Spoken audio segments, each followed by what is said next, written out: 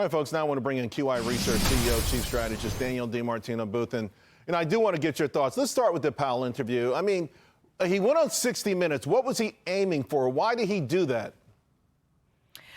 Charles, I think he went on 60 Minutes because of how he ended the interview by saying that integrity is something that you can never lose and the only thing that you take with you, by using words that are really fighting words like adult conversation. He is saying unequivocally that the past sins of his predecessors at the Fed have facilitated really naughty behavior in Congress and in the White House and in prior White Houses, and that it's time that the Fed stop facilitating the overspending by keeping interest rates at unusually low levels, that he's not going to be playing a part in it. That's why I think he went on. You know, but here's the interesting thing. That, to your point, I love that you pointed out the $1.3 trillion that was given out in relief, through all those relief programs. Didn't have to be returned. $1.9 trillion, of course, from the COVID thing. On the screen, we've got U.S. government balanced budget. This is like the worst balanced budget going back except one administration. So this is, I think, is why the economists keep getting it wrong, because there's no way to really factor into these old models an additional $6 or $7 trillion. But at the same token, though, has the Fed to a degree facilitated that? Have they sort of I mean, despite what Powell's saying and what maybe he doesn't want to, but the Fed itself seems designed to facilitate the mismanagement and the recklessness of the federal government these days.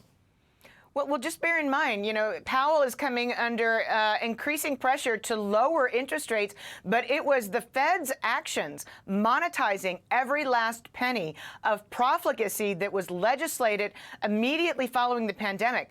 Programs that were designed to be $50 billion that are now 10, 12 times what they were originally legislated to be. But it was indeed the Fed that monetized that debt at the moment in time when interest rates were at the zero bound. So they encouraged Congress to spend money by making money so cheap. And I think he recognized, last night to me was a tacit mea culpa, that they're not going to be a party again to this kind of waste of taxpayer money. You just mentioned $1.3 trillion, really, that nobody even talks about, that went to some of the wealthiest Americans. I mean, to what end? Nothing for productivity. Right. It was simply, let's put the whole family in the front of the plane, first class, and let's go to Paris and go shopping on U.S. taxpayer money. Jay Powell knows that he played a part in that, and he knows that he does not want to go down that road again. And I take my hat off for him for saying, I'm not going to do it twice. But he's going to be pressured, though. I mean, listen, I got a minute to go, Danielle, but to your point, you can sense maybe the action in bond yields, the reaction in the stock market to a degree, but there's like euphoria out there. I mean, just about every expert is saying, yeah, rate cuts, not March, okay, May, they're coming. The Fed's going to be accommodative. The Fed is on our side. It's up and away from here. So if he was trying to tamp that down, I'm not sure he succeeded. Well, look, it's going to come down to actions following his words.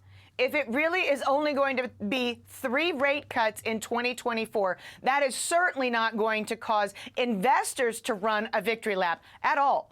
For you to say to them, oh, we're going to be at 4.5% by the end of the year, that has nothing to do with the 0% that they are asking for and begging for, right, like babies who want their pacifiers. If he just stands pat, 3 cuts this year, investors will not be happy, Charles. Yeah, what's remarkable to me is how much of the rally is baked in, is under the assumption that the Fed's going to cut 5, 6, 7 times this year.